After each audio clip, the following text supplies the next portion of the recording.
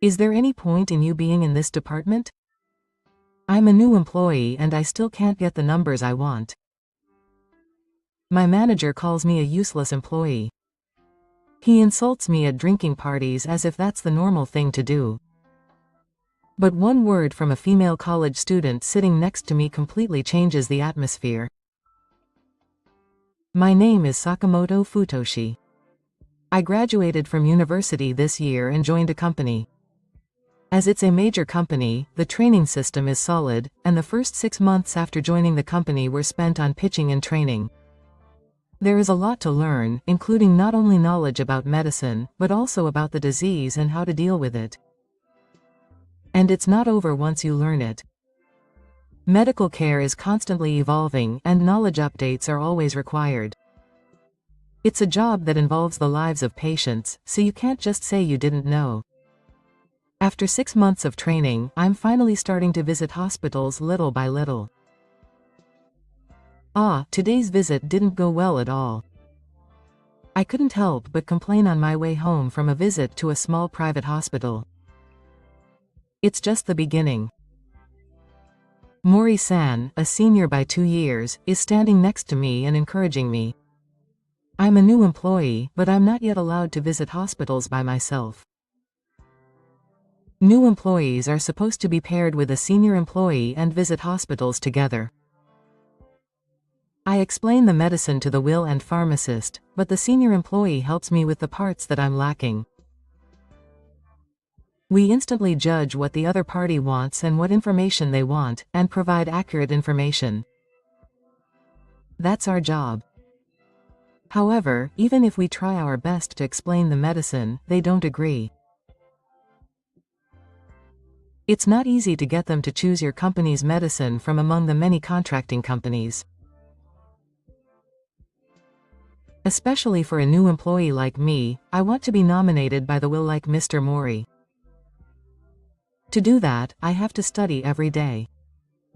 Also, communication with the will is important. You don't know what will interest the will, so it's better to put your antennae in various places. Mr. Mori is the ace of the sales department and is sometimes nominated by the will. Not only is he knowledgeable about medicines and diseases, but he also has a wide range of topics to talk about and is good at communicating. He is a senior employee I should aim to be like. It's really hard to connect several people. I don't feel like I'll get any results no matter how many times I go. I was feeling a little depressed because I was constantly being rejected, so I went to Mori-san and cried. I visit the hospital every day, but I don't get a good response from anyone. It's pretty mentally draining. I talked to Mori-san with a self-indulgent feeling, thinking that I could vent my frustrations to him. Sakamoto is still a newbie, so you should just keep selling without worrying about the numbers. Do a lot of sales and take foolish steps to gain experience. I couldn't get any contracts at first either. It's the same for Mori-san. There were many times when they wouldn't even listen to what I had to say. But I tried many times with a smile on my face without giving up. Of course, I didn't miss my studies, and I think my enthusiasm was conveyed. It's important not to give up. You can learn from being rejected. So, even if you get rejected now, keep selling with a smile. Mori-san's words encourage me. That's right. Other senior employees encourage me by saying that we still get rejected a lot, so don't worry too much. This is fine for now. When I thought like that, I felt a little relieved and relaxed my shoulders. And I felt positive. But then someone appeared who completely denied Mori's words. It was our boss, Section Chief Takeda. No, I don't want you to work with that kind of attitude. Even if you're a new employee, you're still getting paid, so if you can't produce numbers, you're not fit to be a member of society. It's the same as stealing a salary. The entire sales department fell silent at Section Chief Takeda's harsh words. Of course, I agree with what the section chief said, but Sakamoto has only just finished his training, so let's look forward to what he'll do in the future. Sakamoto is studying hard, isn't he? Mori supported me and helped me. Yes, he's studying hard, haha, don't make me laugh. It's meaningless to be good at studying in this world. If you're in sales, get the numbers. Do sales so that people will use our medicine, no matter what dirty tricks you use. Is Mori also giving proper guidance? Of course. Mori will also get the blame. Well, if you can't get the numbers, you can do some menial tasks. Yes. Put these documents together. He said that and put a large amount of documents on my desk. What, all of them? Of course. Someone has to organize these documents. Who do you think is responsible? It's you, who can't get the numbers. Also, shred all these documents and throw them away and take them to the warehouse. He keeps forcing me to do miscellaneous things. Furthermore, Takeda's abusive language extends to Mori and the other senior employees. You guys shouldn't be so sweet to new employees. You guys should get more contracts too. What a bunch of scum. He said this with a clear head. The atmosphere in the department is terrible, even though he was just trying to encourage me. However, this is not the first time the atmosphere has become like this. Takeda usually uses abusive language and forces a large amount of work on me. I've thought a few times that this is power harassment, but I'm too scared to say it out loud. I think Mori and the other senior employees probably feel the same way. I haven't checked, but I think so. Even so, as a new employee, I could only follow Section Chief Takeda. Even though I had to visit the hospital, I had to do the chores that were forced upon me, and my overtime increased. I also needed time to study on my days off, and I had no time to rest. My private time was gradually cut down, and I was exhausted.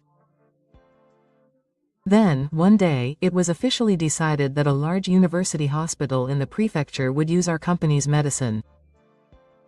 Well done. Mori-san, who was in charge, was praised by the section chief. A contract with a large hospital will bring considerable profits to the restrictive company. The overjoyed section chief called out to the employees. We have no choice but to celebrate today. Everyone must participate. I noticed that the faces of the senior employees were twisted by his words. Everyone seemed reluctant, but the atmosphere was such that they couldn't go against the section chief. We had no choice but to go to a bar in front of the station with all the employees in the department. On the way there, Mori-san spoke to me. Section Chief Takeda has a low tolerance for alcohol and gets drunk easily. That's why he becomes even more foul-mouthed when he gets drunk. I can't be bothered by it all, so I can just ignore it. That's right, I'll forget about it by tomorrow anyway. Sakamoto, please bear with it, thinking that it's just for today. The other seniors are also concerned about me. I understand. I also enter the izakaya with a certain degree of resolve. I never imagined that an unexpected turn of events would await me at this izakaya. Just as the seniors had reported, Manager Takeda got drunk and started lecturing the employees around him. Oh, here we go again. Mori-san and the senior employees were looking at Manager Takeda from a distance in amazement. I wasn't interested in what was happening in a place that had nothing to do with me, and I was poking at the food in front of me. Then I heard someone calling my name from the table where Manager Takeda was. Sakamoto, they've been calling you for a while now. When I noticed, Manager Takeda was calling me so loudly that I could clearly hear his voice. Yes. I didn't want to do it, but I had no choice but to go to the table where Manager Takeda was. Come immediately when you're called. That's the basic rule for working adults. Generally speaking, you are not good at your job. Don't be lazy just because you're a new employee. Yes. It seems that today's target is Sakamoto. I heard the mutterings of a nearby employee. They call people like you a burden to the company. Are you aware of that? Thanks to everyone's hard work. You're eating right now. I want you to get to 12 soon. We're not volunteers either. Manager Takeda's abusive language continued. It's true that I haven't produced any results in numbers yet. But I'm still a new employee who just finished new employee training. If this was my 5th year with the company, I think it's only natural that I would be told so harshly. I wondered if I should be told so harshly just after joining the company, but I couldn't argue with Manager Takeda. I just had to listen to Manager Takeda's lecture. As Mr. Mori and the others told me, I had no choice but to endure it for now, so I ignored it. Are you really listening to what people are saying? Why are you even here? Did I call you? Is there any point in being in this department? Halfway through, the comments started to deny even my existence. Mori couldn't stand to see it any longer and stepped in to help.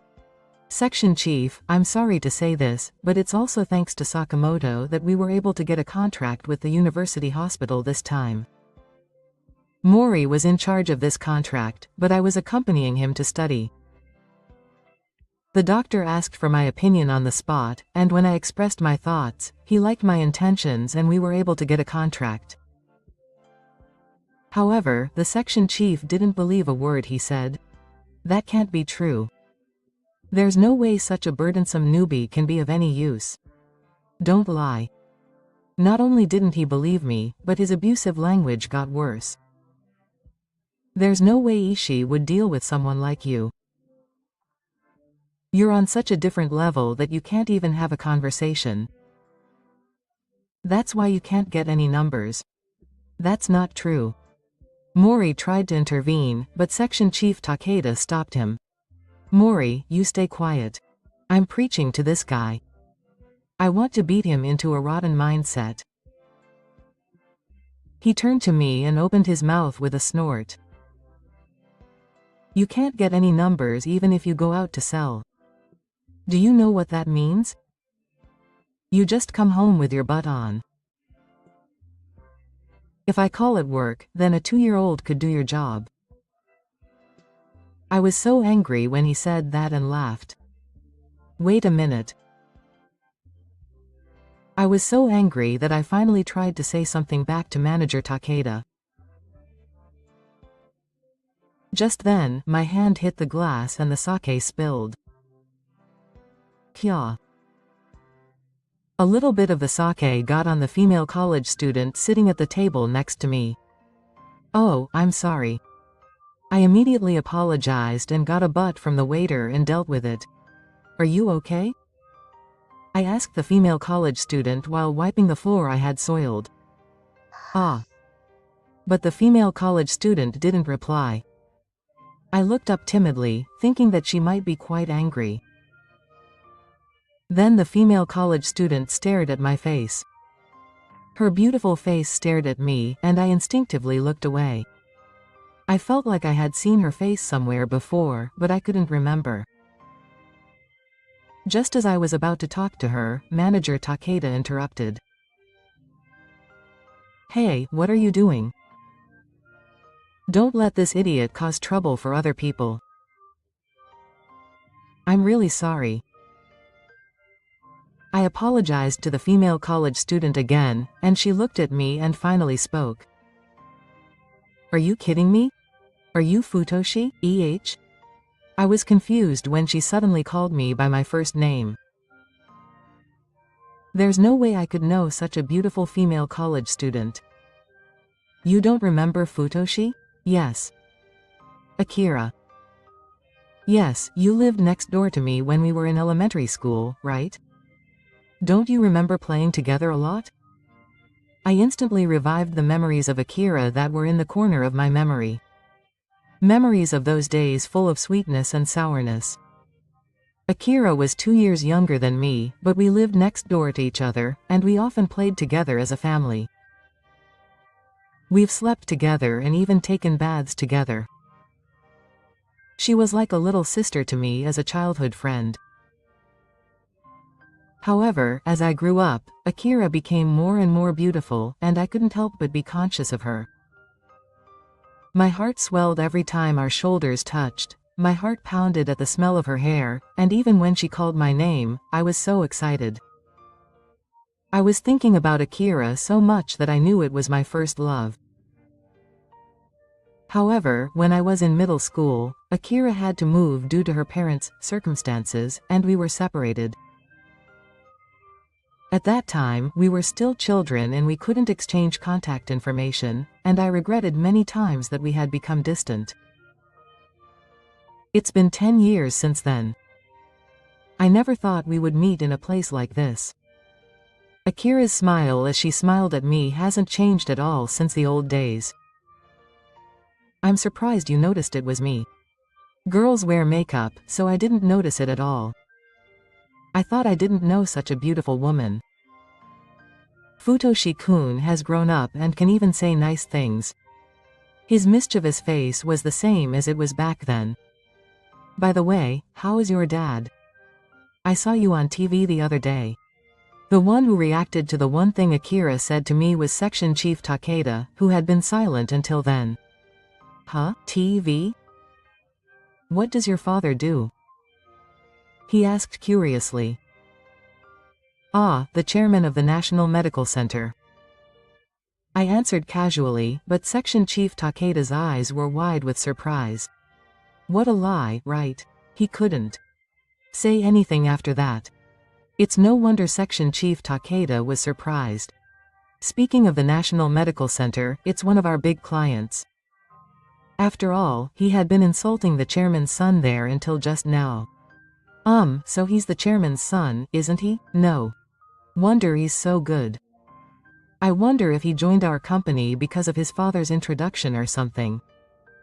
The moment Section Chief Takeda found out that I was the son of the chairman of a big client, he turned his back on me and spoke in a gentle tone. He's probably afraid that I'll tell on my father and lose the contract. I have no intention of doing that. No, I joined this company of my own volition. I've seen my father help patients with his will since I was a child. Unlike my father, I wanted to contribute to medical care by providing medicine that is useful for patients. I thought that would also help my father. Futoshi-kun is amazing. I couldn't help but relax when I heard the voice of Akari, who was listening to me next to me. As I was talking, Mori-san took the opportunity to support me. Sakamoto's medical knowledge is amazing, probably because he was born and raised in a different environment. He's good at remembering things and is good at communicating with pharmacists. I was also helped by Sakamoto assisting me in the areas where I had lacked study for this contract. I think he will continue to grow and has a promising future. After hearing that, the other seniors also cheered him on. I think he cares more about patients than anyone else. Sakamoto studies a lot. He now knows more about new drugs and side effects, and is able to go on dates more and more. We want to follow his example. Of course, Mori-san and the senior employees knew everything about me. The only one who didn't know anything was Takeda Takamachi. It's not that he didn't know, but he wasn't an amateur either. I heard from a HR person who was in the same year as me that Sakamoto was the top in the Saiyo exam. Manager Takeda was enthralled by the words of the senior employee. Section Chief Takeda, who thought I was just a new employee who couldn't do anything, seemed sobered up by the surprise. I wonder if he was sorting out his thoughts while drinking Oya. He was gritting his teeth while his eyes wandered. Ari added to the attack. Also, I've been listening to you for a while now, but I think your behavior is power harassment. I felt really bad listening to you from nearby. I don't think it's acceptable behavior as a member of society. He spoke in a very harsh tone. Don't listen to your cheeky mouth, even though you're an instrumentalist. Section Chief Takeda also spat out his words in a strong tone, but Akira was not defeated. It doesn't matter if I'm a kid or not. Don't change the point. I recorded what you just said on my cell phone, and anyone who hears it would think it was power harassment, but I'm on Taichi's side. I won't forgive anyone who hurts Taiji. Akira said this to Section Chief Takeda. I was strangely interested in how much of a true woman she had become in the time we hadn't seen each other. Hearing Akira's words, Section Chief Takeda snorted. Don't make me laugh at my power harassment. Power harassment is the judgment of the person who is told it. I didn't say it to you. Once you become a working adult, this kind of thing is just a guidance. Well, I don't think students will understand yet. Well, how about we ask all the employees whether it is power harassment or not? Akari retorts. Good. I'm not doing any power harassment, am I? That's right. I call out to the employees around me with a strong attitude, but they all look away. All the other employees were also bothered by the section chief's power harassment on a daily basis. They just don't say it out loud. Everyone is silent. No one denies it. Akari laughs triumphantly. I thought you've really become strong. You guys, don't mess with me. What's with that attitude? How much do you think I've helped you guys up until now? Ah. Section Chief Takeda raises his voice, but no one speaks up. That's enough. Takeda Cho, who had erupted while spitting a parting shot, left the store and went home. We were left at the izakaya, and with manager Takeda gone, we discussed what to do next. We had been putting up with the power harassment up until now, but this made us all want to speak up. We received audio evidence recorded by the company, and appealed to the company's upper management. After that, the upper management also conducted an interview survey of all employees, and as a result, Manager Takeda's power harassment was acknowledged. Of course, Manager Takeda was punished. He was transferred to a different department, but since the punishment was a broad one, he ended up working as an ordinary employee in that department. However, his pride probably didn't allow him to work under a younger boss. Within a week, he couldn't bear it and decided to quit the company himself. He was unemployed and tried to find a new job, but his pride got in the way and he couldn't find a job. Although it was his own fault, he seemed to be living a pitiful life. Meanwhile, as expected by my senior employees, I gradually increased the number of contracts, and finally became the top sales performer this month. Also, with Manager Takeda gone, other employees can work without stress, and the company's overall sales have increased. As for my private life, I started meeting up with Akira after we reunited. I just talked about old memories, but since she was my first love, I couldn't help but think of her. Even more so than before. Akira was cute when she was a child. But as an adult, Akira is not just cute. She has true strength and is cool. In addition, I felt a slight sexiness, and I was overwhelmed by her charm as a woman. Does Futoshi-kun have a girlfriend? Akira asked a question that made me even more shaken up. Oh, no, right. I waited for Akira's next words, but he was silent after that. That's all? I thought there would be some kind of reaction after that, so I was a little taken aback. However, it was because he asked me this question that I felt I could ask Akira the same thing.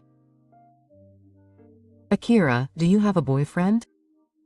I was actually nervous, but I was just trying to ask casually. Akari laughs when she sees my face. Your face is bright red. Don't laugh. I've never really been that used to being around women, so even this simple question makes me embarrassed. What are you doing making that face with me, your childhood friend? Akari says, still laughing. It can't be helped. You were my first love. The words came out of my mouth so easily that I was surprised. Seeing Akari's wide-eyed face, I realized that I had blurted out my words. Ah, no, that's not it. I thought that I might be bothering Akari, so I tried to cover it up. Then Akari completely cut me off. It's not? No, it's not. Well, I didn't mean to say such a thing myself, so I didn't think about what to do after that. Akari, unable to bear seeing that, gently holds my hand. We felt the same way. Ah, Akari's words stopped my train of thought for a moment. We felt the same way. Does that mean Akari liked me too? My heart started beating faster, and I felt like Akari could hear the sound of my heartbeat. Did Akari like me too?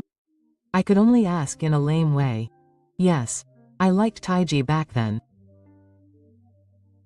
I moved and we couldn't see each other, but I think I had never forgotten him somewhere in my heart. That's why I was so happy when we met the other day and my heart was beating fast. Taiji has grown up so much that it made my heart pound. Akari looked into my eyes and smiled. I was also excited to see Akari looking so pretty. Even now my heart is beating hard. I get embarrassed and I can't stand it. Does the fact that he's still beating hard mean he's conscious of me? Akari squeezed my hand even tighter. I thought it was fate that I was able to meet Taichi again. We were separated when we were children because of our parents' circumstances, but from now on I want to spend more time with Taichi. Akari looked straight into my eyes and said that. I felt the same way as Hikari. I want to cherish the time I spend with Hikari from now on. So please go out with me. This time, I looked Hikari in the eyes. Hikari opened his mouth with a big smile. Of course. This is where our sweet relationship began. Since then, the two of us have been filling in the gaps of the past 10 years. We have been spending such a rich time together.